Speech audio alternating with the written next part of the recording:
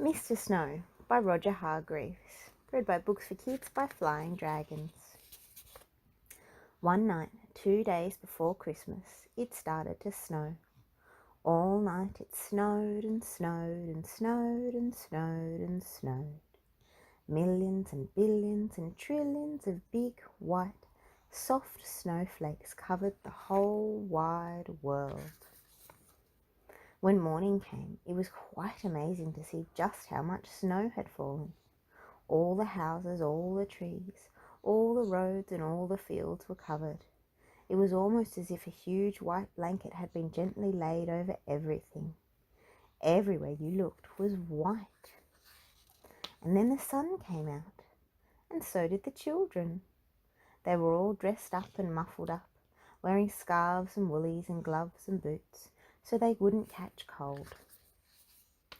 All the children were so excited to see so much snow, which isn't surprising really, because there was more snow than they'd ever seen before. Some of them went on their sledges, racing down the hills. Some of them who didn't have sledges threw snowballs at each other. One little boy even made a snowball that was as big as himself, and some of the children made snowmen. Then it was Christmas Eve. The children all went home early so that they could go to bed early, so that they could get up early to see what Father Christmas had brought them. But that particular Christmas Eve, Father Christmas was in trouble. And the trouble was that it had snowed so much that Father Christmas was stuck. Well and truly stuck. There was so much snow that the reindeer simply couldn't pull his sleigh piled high with all the presents that he had to deliver to all the children. "Oh dear," thought Father Christmas to himself. "Oh dear me, what am I to do?" He sat down on his sack of toys and thought how he could manage to deliver all the presents to all the children before they woke up on Christmas morning. "Oh dear me," he said out loud and sighed. Now, it just so happened that Father Christmas had got himself stuck just beside a snowman which one of the children had built, and that gave him an idea, a good idea, a very good idea, a very good idea indeed. "How would you like to help me?" he asked the snowman. But of course the snowman didn't answer, because snowmen can't talk, can they? "Of course, I'll have to use some of my magic to bring him to life," thought Father Christmas to himself. So he tugged his white beard 3 times and muttered some Father Christmassy magic words into it. Suddenly, you might almost say magically, the snowman did come to life. "Hello, Father Christmas," said Mr. Snow, which was the snowman's name. "You look a bit sort of stuck if you ask me, which you aren't, but I'll say so anyway.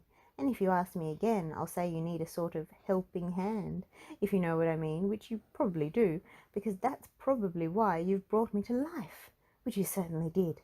So can I be of any assistance?" Mr. Snow, as you might have gathered, was a rather talkative sort of a snowman. "Exactly," beamed Father Christmas. "Let's get started." And start they did. Mr. Snow gave Father Christmas an enormous push, and off they went. They divided the work between them. It was Mr. Snow's job to make sure that all the right toys for all the right boys, and all the right toys for all the right girls, were put into all the right sacks. It was Father Christmas's job to make sure that he took all the right sacks down all the right chimneys, and delivered all the right toys to all the right boys, and all the right toys to all the right girls. Mr. Snow and Father Christmas made sure that Susan got her teddy bear. Mr. Snow and Father Christmas made sure that Peter got his train. Mr. Snow and Father Christmas made sure that John got his piggy bank. Mr. Snow and Father Christmas even made sure that little Jane got her squeaky pink elephant to play with in the bath. And then, all of a sudden, they discovered that between them they'd finished. I'd like to thank you very much indeed for helping me deliver all the right toys to all the right boys, said Father Christmas, shaking Mr. Snow by the hand. Not forgetting all the right toys to all the right girls, replied Mr. Snow, shaking Father Christmas by the hand. And now I'd better turn you back into a snowman again, said Father Christmas. Thank you again, and goodbye. My pleasure, replied Mr. Snow. And do you know, from that Christmas to this Christmas, Father Christmas always chooses a snowman to help him.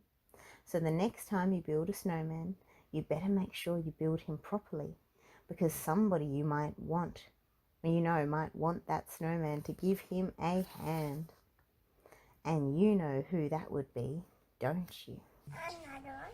If you'd like to read more with us, we've got plenty more books we'd love to share with you, and hit subscribe below. Thank you.